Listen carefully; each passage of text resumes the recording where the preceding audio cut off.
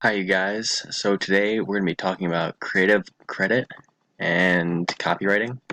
So the thing about copywriting is the fact that once you start profiting off copyright material is really when you're going to start getting in trouble. In education, we're lucky enough to be privileged with a little bit of leniency with the students and teachers that are allowed to use copyrights in their presentations, like for YouTube or articles, as long as you cite them a little bit. But for the most part, we have a pretty big variety in education, which is nice.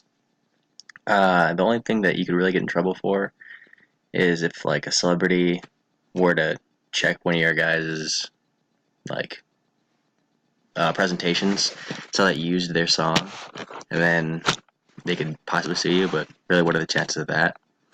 So it's really not a good idea to use full essays and off like the internet. So if you were to do an essay on the Civil War and you were to find a book and use almost a whole chapter in your essay, you'd probably get in trouble for copyright. So really, you have to ask yourself: is me using copywriting, is it really worth getting kicked out of school or taking a zero on your assignment instead of just really doing the work yourself? So next time you're thinking about copywriting or anything like that, just kind of ask yourself: is it worth it?